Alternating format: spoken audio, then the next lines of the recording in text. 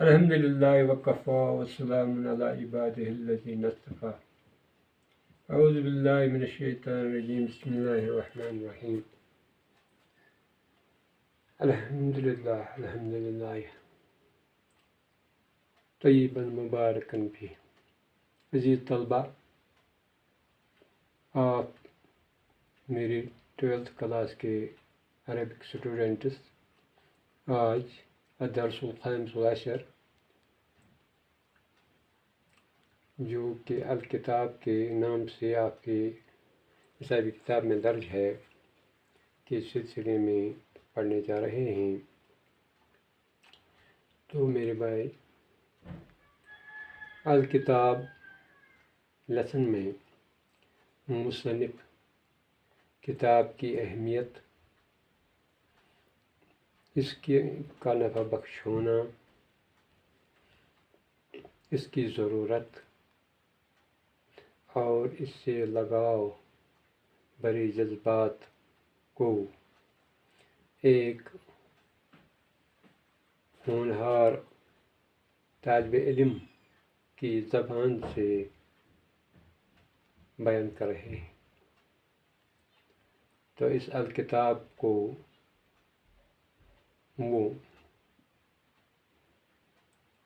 جب شروع کرتے ہیں تو نہایت ہی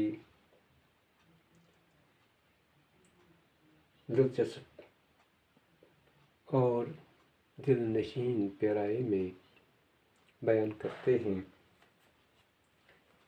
تو اس کے لیے مجھے ٹیکسٹ کی ضرورت پڑتی ہے.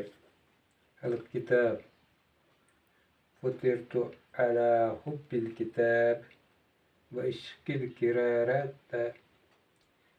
القراءة فأعظم وقتي أمضي بين كتبي ومستقيره من مكتبة مدرستي.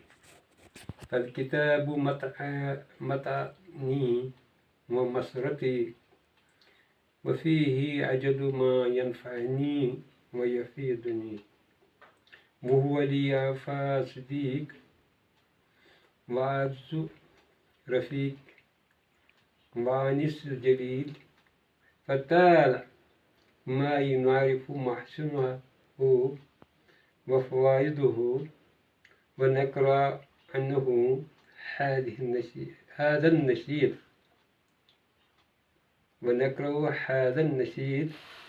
ونقرأ أنه هذا النشيد خير الأوقات سرورا ما تقضي في الكتاب. خير الأوقات سرورا ما تقضي في الكتاب وكالأروزة فيها كل ما رك وتاب من سمار دانيات وأظهير إجاب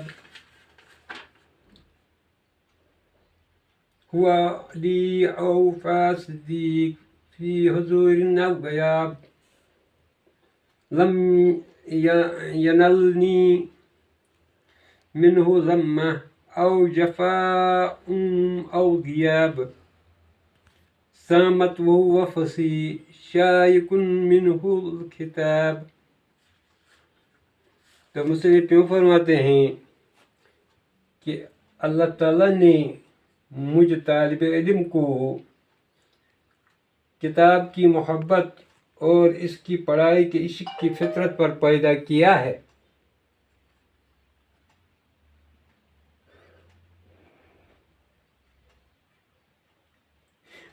تو میں اپنا زیادہ تر وقت اپنی کتابوں اور ان کتابوں کو پڑھنے میں جو میں اپنی سکول کے کتب خانے یعنی لائبریری سے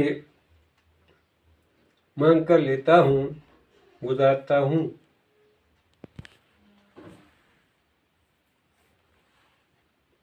پس کتاب متعنی، پس کتاب میرا سامانی زندگی ہے. وہ مسرتی اور میری خوشی کا سامان ہے.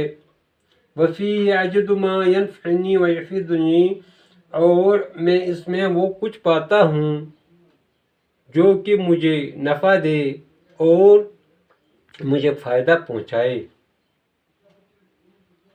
وہ ولی آفا صدیق، پس یہ کتاب میرے لیے ایک وفادار دوست، وعز و رفیق اور پیارے ساتھی، وانس و جلیل اور مانوس پاس بیٹھنے والا ساتھی، فتال، پس آ جاؤ،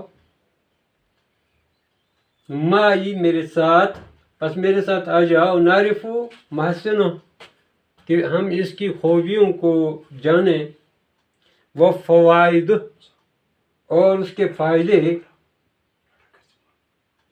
وَنَقْرُ أَنَّهُ هَذَا النَّشِيرُ، اور اس بارے میں ہم یہ نظم پڑھ لیں۔ خیر الاوقات سرورا، میرے بہترین وقت جو ہے خوشی کے اعتبار سے، میرے بہترین اوقات جو ہیں، جو میں اپنے کتاب کے مطالعے میں گزارتا ہوں، تقضی فی الکتاب، جو گزر جاتے ہیں کتاب کے مطالعے کے اندر، ہوا کعروض فیہا کل ما رق وطاب، اور میری یہ کتاب جو ہے ایک باغ کی مانند ہے، ایک باغیچہ ہے، کعروضتن، ایک باغ کی طرح ہے جس میں ہر چیز جھکے ہوئے پھل ہوں یا پسندیدہ پھول، اور وہ کیسے ہیں؟ وہ نرم اور خوشگوار۔ جھکے ہوئے پھلوں سے مراد بھرپور لگی ہوئی ڈالیاں جو بوجھ سے جھک جاتی ہیں۔ تو کتابوں کے اندر قیمتی باتیں ہوتی ہیں جن کا وزن کرنا انسانوں کے بس کی بات نہیں ہے، وہ بہت قیمتی ہوتے ہیں، ان کی کوئی قیمت، وہ انمول ہوتے ہیں، ان کا کوئی قیمت دے نہیں سکتا، وہ نہایت کارآمد باتیں ہوتی ہیں ان میں پائی جاتی ہیں۔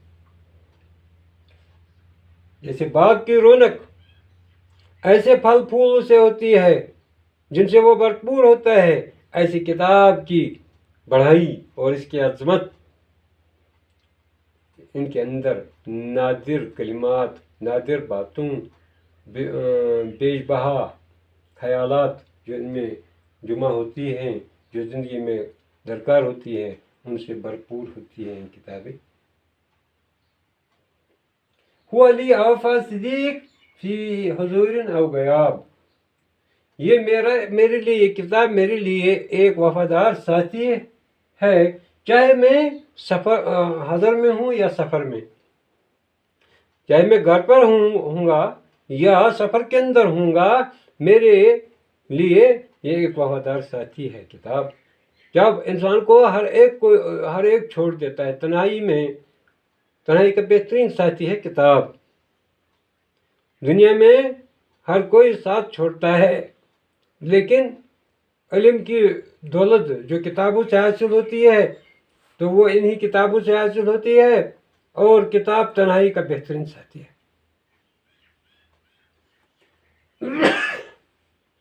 لم ینالنی منہ ذمہ او جفا او غیاب، تو مجھے کبھی اس کی طرف سے مذمت ہوئی، یعنی یہ کتاب جتنا میں پڑھتا ہوں تو یہ کتاب مجھے مذمت اور لعنت ملامت نہیں کرتی، مجھے آر نہیں دلاتی، مجھے شرمندہ نہیں کرتی کہ تم بار بار مجھے کیوں پڑھتے ہو۔ جیسے کہ دوست کے پاس ہر وقت کوئی بیٹھا رہے تو اس کی قدر کھو جاتی ہے، لیکن کتاب ایسا ساتھی ہے جتنا پڑھو تو کتاب اس کو شرمندہ نہیں کرتی، اسے مذمت نہیں کرتی، اسے کوئی آہ نہیں دلاتی۔ تو اس نے کبھی او جفان او غیاب، تو یہ ایسا ساتھی ہے کہ اس نے میرے ساتھ کبھی بے وفائی نہیں کی، میرا ساتھ نہیں چھوڑا، چاہے وہ مجھ سے کبھی دور بھی ہو تو میں اس کی باتوں کو پھر دہراتا ہوں. تو اس طرح وہ کتاب میرے ساتھ ہی رہتی ہے. سامت وہو فصیح، یہ کتاب خاموش ہے. یہ کتاب جو ہے خاموش ہے. سامت خاموش ہے، وہ فصیح لیکن خوش بیان ہے. شائقن منہ الکتاب، اس کا خطاب جو ہے شوق دلانے والا ہے. یعنی جو کچھ کتاب وہاں سے اپنے کنٹینٹ کو پڑھنے والے کی زبان سے جو بیان ہوتا ہے وہ بہت فصیح ہوتا ہے، وہ شوق دلانے والا ہوتا ہے، شوق ہوتا ہے. تو عزیز طلبہ، جو آپ نے یہاں کتاب کے بارے میں جو کچھ عربی کے اندر تھا اور جو اس کے معنی تھے، اس کو میں نے اپنی استطاعت کے مطابق بیان کیا. لیکن اس میں ہمیں ایک خاص نصیحت ہے. آج کل کتابوں کا پڑھنے کا ماحول بہت کم ہوا ہے.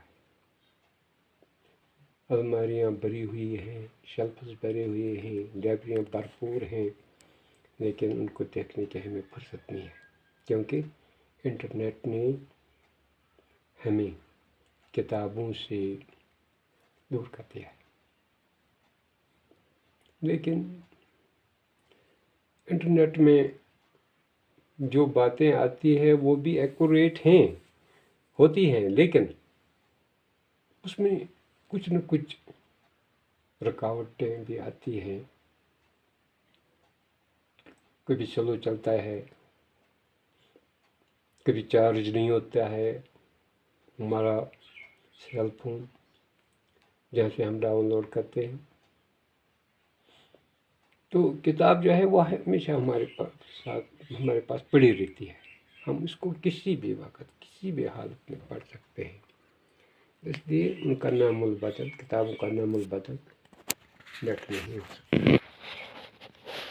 کتابیں اپنی جگہ اہم ہیں، ہمیں کتابوں سے محبت کرنی چاہیے، ان سے زیادہ سے زیادہ فائدہ اٹھانا چاہیے. یہ ایسی چیزیں ہیں جو انسان کی دنیا میں بھی کارآمد سامان فراہم کرتی ہے. اس پہ ہمیں ان کتابوں سے بھرپور لگاؤ رکھنا چاہیے، ان کے ساتھ مشغول رہنا چاہیے تاکہ ہمارے علم میں اضافہ ہو. تو اللہ تبارک تعالیٰ مجھے اور آپ کو کتابوں سے محبت کرنے اور ان کو کھولنے، پڑھنے اور ان میں جو کچھ پایا جاتا ہے، کنٹینٹ جو ان کے اندر ہے، نفس مضمون کتابوں کے اندر جو ہے، اس سے صحیح طور پر سمجھنے کی توفیق عطا فرمائے اور ہمارے لیے سہل اور آسان فرمائے. وما علینا الا البلاغ. اللہ آپ کو سلامت رکھے.